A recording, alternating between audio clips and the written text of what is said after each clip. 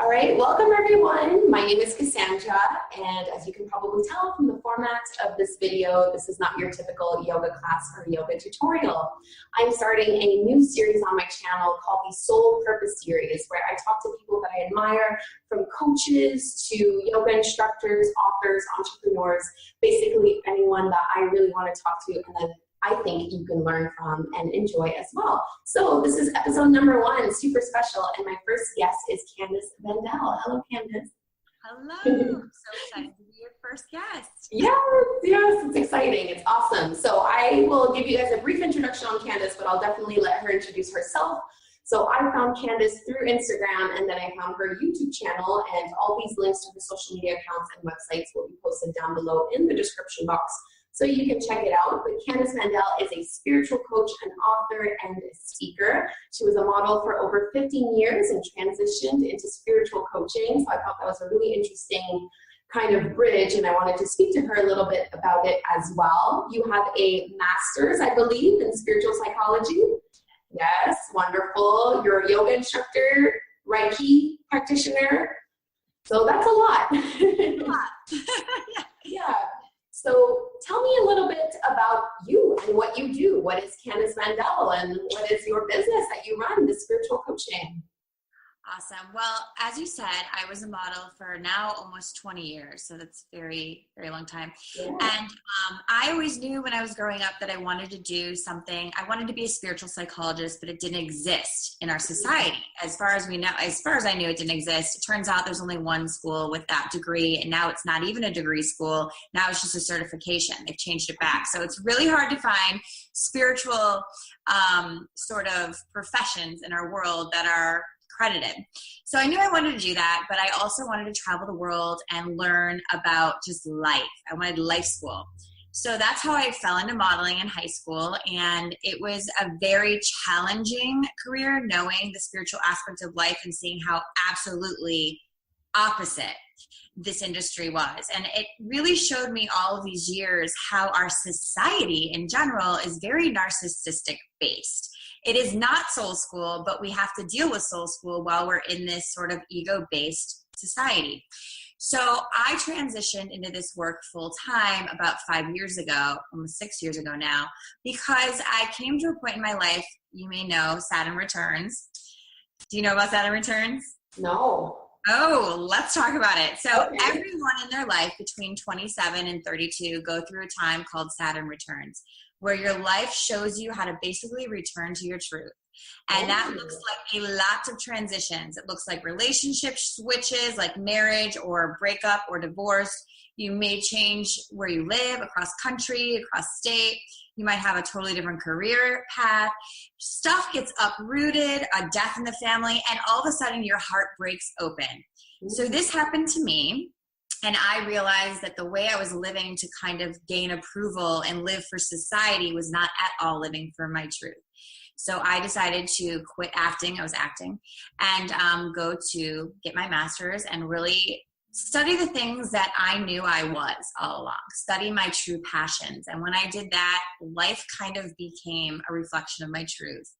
And that's how I came into this work. And now it brings me great joy to coach so many of these models and actors and people all over, but mainly them in LA who are like waking up and being like, whoa, this mask that I've been looking at in the mirror is not the truth. And so I kind of help that transition back to the true self, and it's super fun. All right, well, I guess I have something to look forward to. If it happens, I'm 25 now. I'm going to be 26 in a couple months. So if it happens, I'm going to contact you and say that. Just so you know, it doesn't always have to be a traumatic thing. It can be a really amazing thing. Because if you're already on your correct path, it will just bloom. And it seems like you are. Therefore, it will probably just go more and more abundant, and things will shift into place. So it's exciting too. All right, cool stuff. So you mentioned, obviously fashion, entertainment industry, narcissistic, right? Vain, a lot about how you look. So you're on social media now. It's pretty vain. Like, I'm on it, everyone's on it, and sometimes I'm finding myself like in like this like dark hole of social media where you're scrolling and scrolling and you're like, what the hell am I looking at what is this? There's no substance here. This Yeah. is so surface level. So do you find that you're in, you know, from one shallow business to another? Like, how do you make it have depth?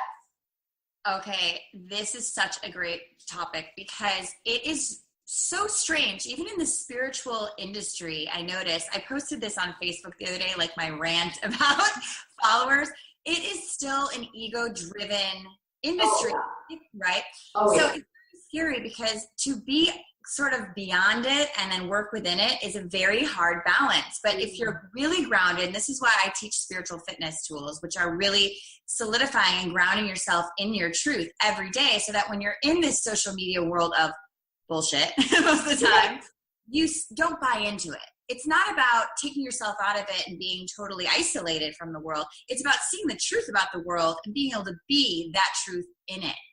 Seeing that we are in a narcissistic society, everyone kind of buys into this, but if you don't buy into it, you just use it for your advantage to help and serve in the way that you do authentically. I think there's a lot of gains in that way, but I still shy away from this whole thing now where it's like, oh, you get all these followers and you make all this money as a coach. And it's like, to me, I'm like, wait a minute.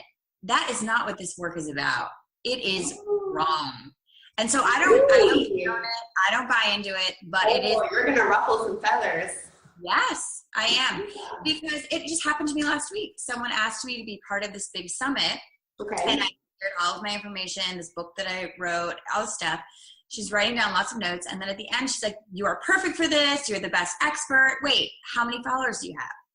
And I was like, well, I've almost 17,000 on Instagram. I have thousands on YouTube. Like I went into all this. I'm like, a lot. And she goes, oh, no. I need like 20,000 on your newsletter. I'm like, wait, what? I'm sorry. Like I can't use you for this. And I was like, amazing. It was about finding self-worth. It was about using you. She said it. I cannot use you for this, right? It's not about you. It's not about the quality you're going to deliver to her audience. It's about what you can give her and what she can push and sell to all the people around you. Ugh. And look, I understand the spiritual business. I'm in it. I sell my coaching because it's coaching. I mean, this is what I do for a lot. But I'm not saying I'm not going to share your message because you don't have big enough following. I'm going to say, wow, people will learn from you. Now, I can't blame this girl because it is a business and some people are just in it for the business. Not me, but that's up to you. Right. But I also see that her message was how to find self-worth in your 20s. And I said, absolutely not what you're doing. You're not going to find self-worth by saying your worth is based on your followers. Your worth is based on the way you look. Your worth is based on the way the money you have. Your worth is based on your fame. All this shit is wrong. Yeah. And so these are the things that are making us, in my opinion, spiritually sick. It's making us so disconnected from our truth that we think our identity is external. We think our identity is based on the approval. What's a follower? Someone who seemingly approves of us. Mm-hmm. So if you're based on how many people approve of you and like you, that means I like you.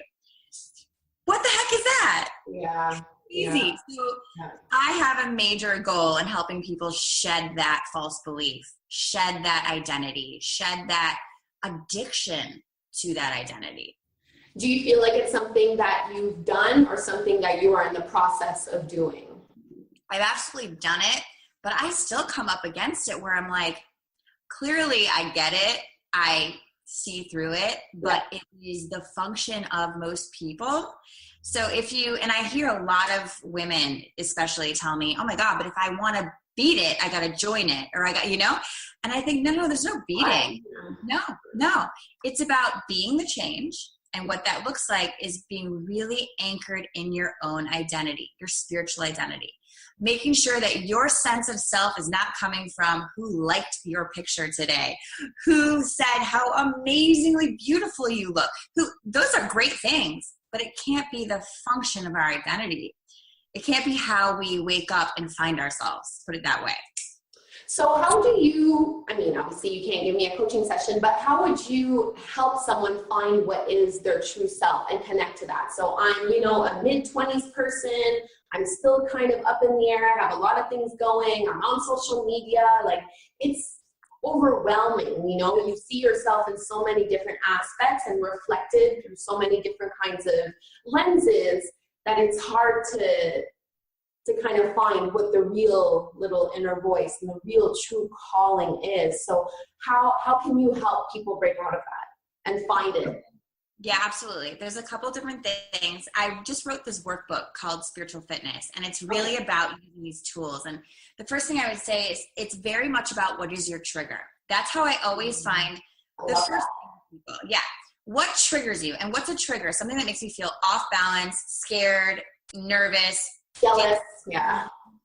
You know, it makes you feel like you need to control or perfection. There's so many different things that we do because of the trigger. But when you feel that trigger, what we do is we make it not okay by making what we feel not okay. So we get farther and farther away from our true self by judging our own emotion. So the first thing I say is, okay, that trigger, what is it saying to you? What we do is we say, I don't even want to know what it's saying. I'm going to go drink or run 5 miles or change something about me so I don't feel it. Yeah. What I say, you got to feel it to heal it. So when that comes up, allow yourself to feel it. Don't let it control you. Manage it by saying, I feel you. I see you. What is the message for me? Within that is a nugget of insecurity or a misinterpretation of identity, a misinterpretation of a belief, a limiting belief. So you really get to change the way that you relate to the issue, which is the issue. So when you get triggered, I say to you, okay, what does that remind you of? When did that happen before? It always goes back to a time in your life where you're like, that was the experience. And I say, was that the experience or was that your misinterpretation at age 5 when you didn't know better? Right. So we carry these patterns, which then make us basically deny our true self because we become something so we don't have to feel that. Right. So we don't have to believe that. Because the second part of this is it's not even about, oh, that's what's happening. It's the projection we've put onto what's happening. That happens, and what does that mean? If I said to you, my boyfriend just broke up with me, what would you say? Okay, he broke up with you. Doesn't really bother you. But he broke up with me because that means I'm not good enough. It's the because. It's the meaning we attach. So I really clear the meaning for people, and then you see neutrality. You see, oh my God, that just happened. It doesn't mean this, this, or this. It just the observer. Yeah. The neutral observer. Yeah. That's when we become really intimate into me, you see, with the truth. And then we don't have these fantasies and these fear-based things and these crazy things that come up in our head as the projector. What would you say are the most common, I don't want to say problem, but the most common reason that people seek you out? For some reason, people that are really attracted to my work are energetically sensitive.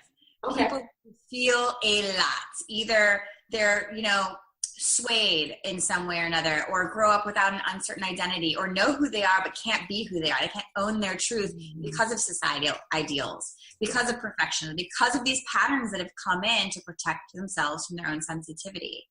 And I also see a lot of people who are in the industry, a lot of people who are in a societal-based identity, who know it's wrong, who want the help to really own their truth again. So it's really about people who want to own their truth, who are already a little bit awakened, who are already like, wait, I know there's a different way. Can you help me find it? Do you think it's possible to be this aware, secure, confident person in that industry of fashion and entertainment where you are constantly judged because that's what the nature is, right? Do you look the way I want you to look? Are you going to work or not? Do you think it's possible to marry the two and still hold your own identity while being in a position where people want you to change your identity with every single shoot or, every job that you get? It's a great question. I'm living proof. I'm still with Wilhelmina Models. I'm still working 20 years later. But I work with clients that I like. I do it my way. And my husband's a producer, and he's 100% not the typical what you hear.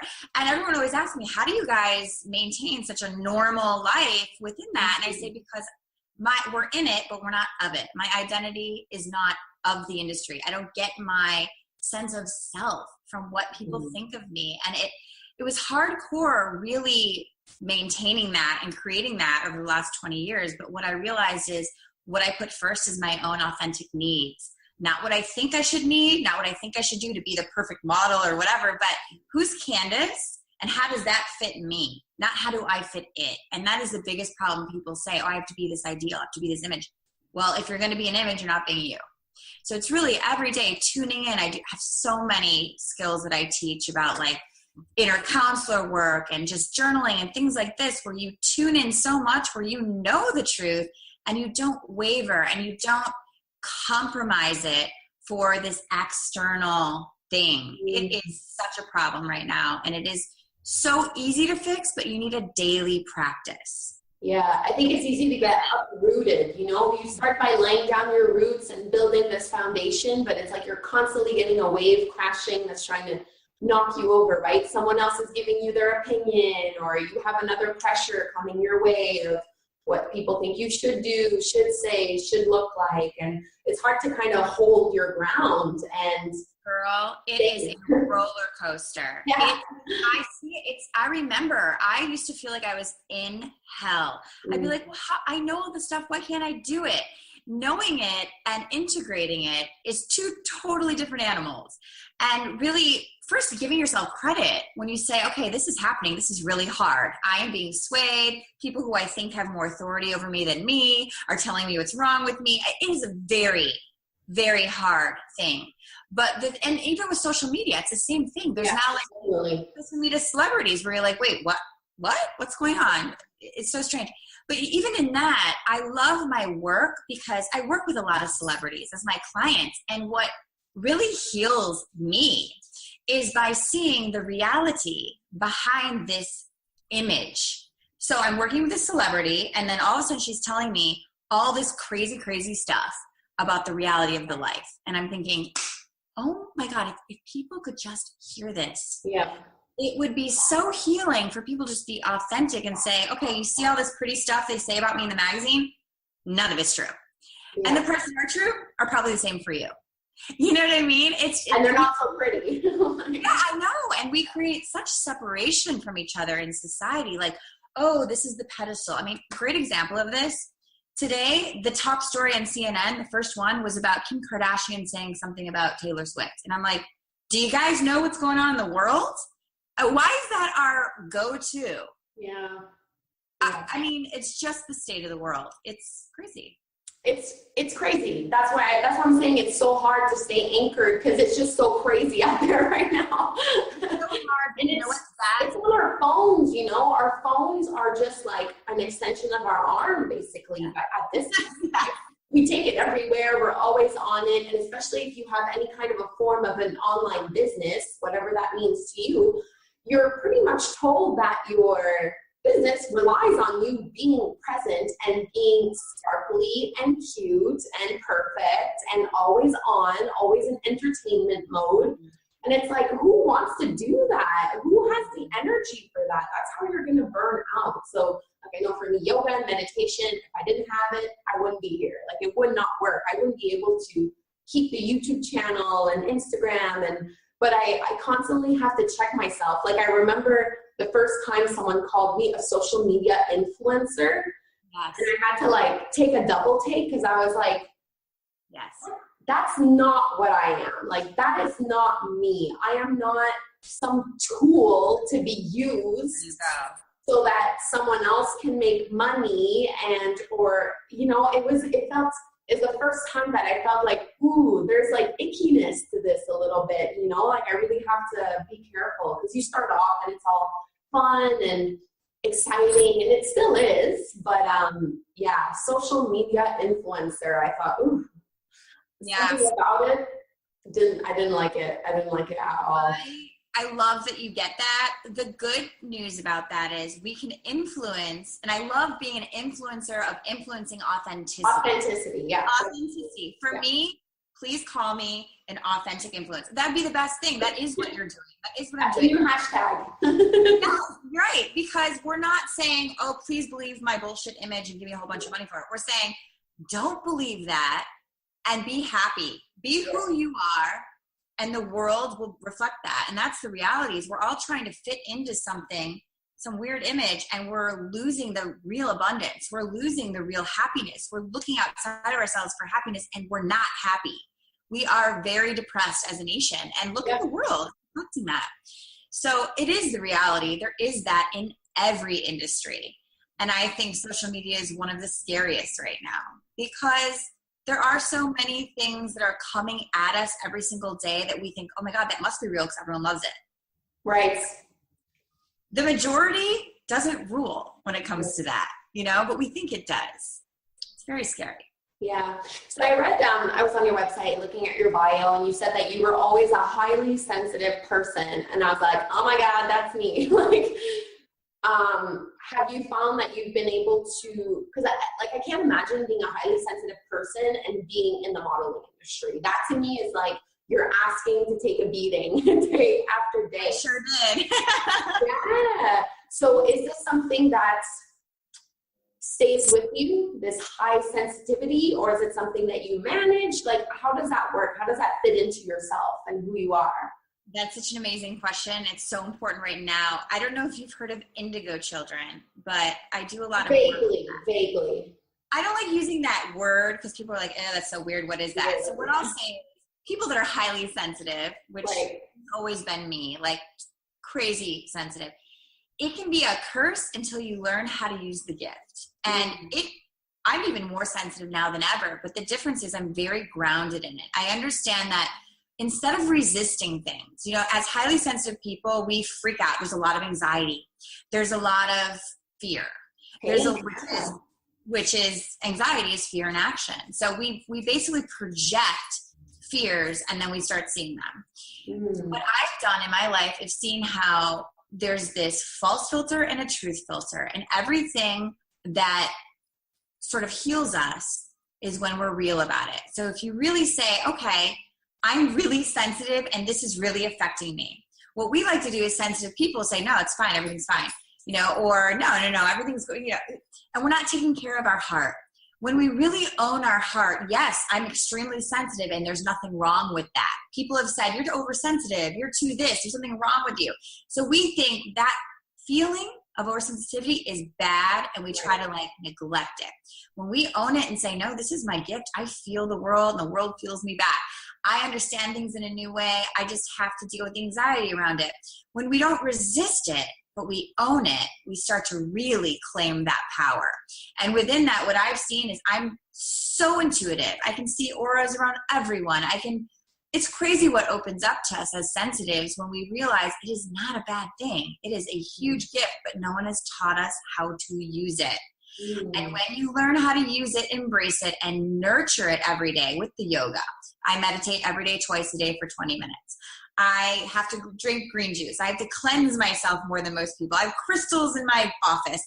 This is how we have to live and realize this is actually an elevated way to be, not a awful thing. And it's not better than anyone. It's not worse than anyone. It's totally different. It's just more sensitive to energy. When you realize that, embrace it, and live in alignment with it, which I was not when I was acting and modeling full time. I didn't have enough of a balance of this. But if this is my main and then that's an extension, it is highly possible to be sensitive and really successful in everything that you do. You just have to own what it is. So what do you think about shielding yourself from certain things? So like the news. That's something popular that a lot of people are doing now. They're turning the TV off because if you're really sensitive, well, the rest of your day, if not month, is just completely shattered. Like for a lot of people, it's hard to not take on the pain and the anxiety and the depression of others. You see something happening, it affects you, it brings you down, and everyone will feel it to a certain degree. But for some people, it's like very debilitating. And so we're told, well, turn off the TV or don't go seeking out those things that trigger you deeply. So do you find you have to kind of put a filter, or are you able to get that same stimulus, but you just know how to cope with it now? Both. Here's what happens. So there's this whole thing about boundaries. I teach it in my course, which I'll tell you about later, because anyone who's super sensitive needs to learn this stuff. If you don't, you are at the beck and call of this roller coaster every day. So energetic boundaries are number one. For me, I know what I can handle and what I can't. I want to be informed about the world, but to be honest with you, I haven't watched the news in 10 years.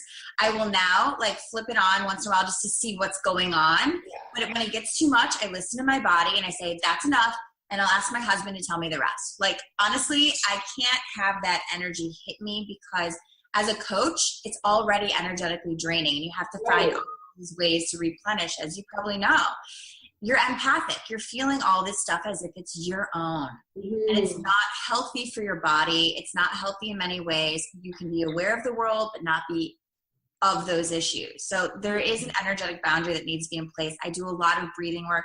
I do a lot of visualizing before I even watch the news. I do the white energy ball, which I'll tell you about later. It's amazing. And it just basically is a purifier, like a boundary for energy. And I think energetic souls like us, real energetically sensitive souls, absolutely have to do that. It's mandatory, and I've seen it change people's lives just in doing it 1 or 2 times. So it's kind of having your tools. But yeah, you still want to be informed. You still want to understand the world and not say, oh, I can't go there. But I have to be honest with you. There are certain places I literally don't go because I know it will be a dense vibration, if that makes sense. And I just don't put myself there. What's the point? Yeah. So tell me about, I agree. Like there's a lot that I have to, like anything animal related, can't do it. And like if I see one picture or one thing on my feed or online, that's it. That week, that's all I'm thinking about that week. And it's very hard for me to like recalibrate. I do it, I integrate it, I process it, I feel better, but it takes a while. It's getting shorter and shorter every time. Like it's improving, but it's still like, it's like I'm a big open wound, you know, when it comes to that, just like begging to be poked and begging to like hurt me, you know, so I really have to like put those boundaries, like you said. So what is your workshop? What is this course that you have for your workshop? So excited about it. I've been doing it one-on-one for a long time. I'm turning it into a digital program now so that you can just you can buy it. It's a 6-week program. You can do it at your own pace. It's basically life skills. It's forever. But right now it is in the form of one-on-one. So it's 6 weeks. It's basically teaching you about returning to the true self, boundaries within that oversensitive person, how to really honor that, how to transform and live it. So many people say to me, oh my gosh, I get it all, but then I can't like do it. Or how do I integrate that? How do I do it? Like I get it, but I can't do it. And this is how you do it. So it's really applying the wisdom, turning wounds into wisdom, having a new way of relating to yourself because you're sensitive, which in my opinion is the worst thing about it. The number one problem about being energetically sensitive is you don't realize that it's perfect. You think, oh, there's something wrong with me. I don't fit into society. It doesn't feel like this is my home. These people aren't like me. My family's not like me. The truth, and I share all this in the workshop, the truth of it is they're not supposed to be like you. You are here to be the change, but you can't be the change unless you understand it. And then you start calling people in who are like you. So it's basically, I wanted to call it the empowered healer. It's just empowering people who are here to heal the world by healing themselves and others. So in a nutshell, that's the workshop. That's a lot of information. But what's it called? Soul Lab. Soul Lab. Okay, perfect. I'll make sure. So we will post to viewers the Soul Lab link down below for those of you who want to do it. Sounds awesome. So you don't have to start on any specific date, right? You can just get the program and start it and do it at your own pace. Yes. Right now it is one-on-one like Skype, but within the next, I think my designer is doing it within a month. In the next month, it will be available 100% online. So you can basically be like, I feel like watching this video today. I feel like doing this worksheet. I'm very excited about that. But in order to find out about it, you have to get on my mailing list, which you'll have somewhere. Yeah, absolutely. Absolutely. So something that I like to ask people just all the time. So you are in the spiritual coaching business. So I'm sure you've probably, you know, found a lot of teachers, found a lot of books. Can you recommend or say who was your number one spiritual teacher? And if you have a book that you think this is the book everyone should read. Oh, that's such a good question. So I've started this path literally when I was born. I mean, I started so many years ago. I would never have one amazing teacher, but I've had many. Right. I will just go with the current book I'm reading now because I think everyone needs to read it. It's called Real Love. And it is real love. I just got chills when I said it. It is taking the mask off, in my opinion, the difference between what people think in love is opposed to real love. This infatuated idea society creates about true love and really true real love. It is so healing on so many levels with yourself, with your partner, with your relationships. It's beautiful. And I just discovered it a few months ago and I can't believe it. But that's a fabulous book. So, one of my favorite teachers is Abraham Hicks. Okay. Yeah. Familiar. Love.